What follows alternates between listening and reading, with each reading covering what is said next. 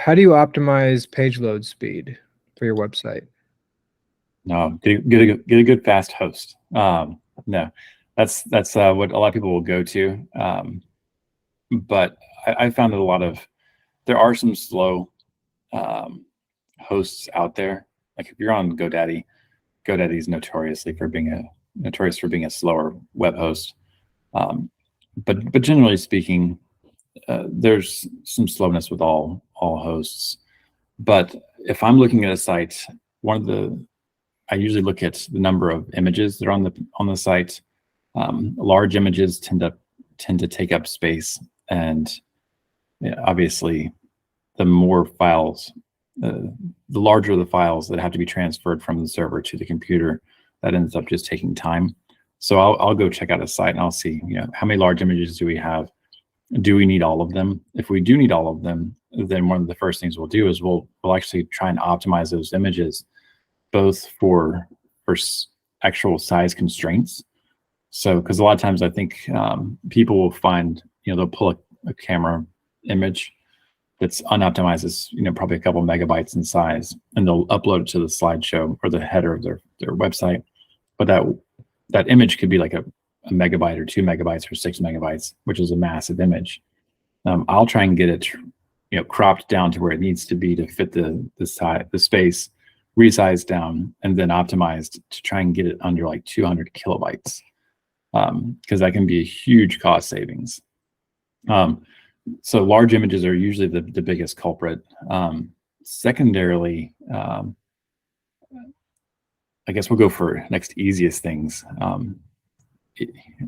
Ironically, YouTube is a resource heavy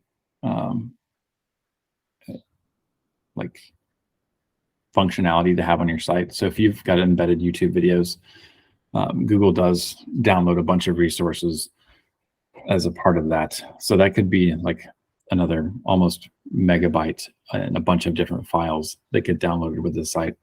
So usually when I see a site that has YouTube videos embedded on the homepage, I try and remove those and shift them over to like a deferred load. So that way they only load after the page is loaded and only if someone clicks on them. Other things like, let's see, there's reCAPTCHA. That's a huge resource. So I try and only get reCAPTCHA on pages that have forms. Google Maps, embedded Google Maps, also another Google product that is just resource intense. And so it can also load a ton of different resources. So removing Google Maps, either shifting that over to a contact page or an offices page, or just removing it altogether, replacing it with a graphic, and then linking to the Google Maps.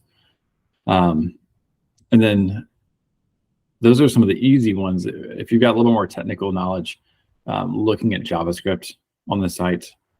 So I know that one of my pet peeves for websites is slideshows on the homepage. I think they're kind of worthless. I've seen a few studies that back that up, but slideshows are notorious for having a bunch of photos or videos or graphics that are all resource heavy. Plus the JavaScript to run the slideshow can be resource heavy, because then you got to load a bunch of different JavaScript libraries to make that work. And so I like to remove those and then replace them with just one graphic with your hero messaging. So that way it's very clear what's going on. The other things like, gosh, there's going to be other JavaScript functionalities that, depending on the site, can take up a lot of resources. I know there's a lot of like WordPress templates, Squarespace, all these other different kinds of website builders out there. They are built to be functionally useful. So like make it easy for the average person to build something complex. But with that, they're not really paying a ton of attention to what are the resources that are being loaded every time one of these cool pieces of functionality gets put on a page. So I'm always really careful what gets added to a page and what doesn't. There's been times where like testimonial loaders will go crazy and load a bunch of resources, and I'll just remove them. Other times it's like expanding content, but just looking to see what kind of JavaScript elements are on the page.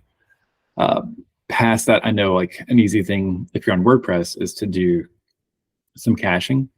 There's tons of different caching programs out there. We use auto optimize, or however I want to say that. It's auto optimize, kind of pushed together. But it's great because it'll condense your JavaScript files, it'll condense your CSS files, compress them all together, load them as one file, do a whole bunch of different things, and even help with lazy loading images. And that can help improve page speeds as well. So that can be a fun process. Yeah. So one of the first things you mentioned was the image sizes. So what are some of the tools that you use to reduce those image sizes? Oh, I'm old school, so I use Photoshop. I know that's not at everybody's disposal, but another one I use is I think it's Compressed PNG, Compressed JPEG, and .com. Both of those, it's kind of like the same website, but they have a different one for the different file types. So once I've resized something within Photoshop and done a little bit of compression there, I'll upload it to Compressed JPEG or Compressed PNG, and that will kind of run me through a couple of different compression algorithms where I can usually drop the file size sometimes in half without really any loss of image quality. They do give you like a little slider, so it's like 80% is usually I think the default setting, and most of the time that's perfectly fine. Sometimes you can push it down even further to 70% or 60%, depending on the image, and get away with it. Especially with things that are like background images, you can usually compress those a little bit further because nobody's really looking at the background images as much as for example like an image that you're supposed to focus on.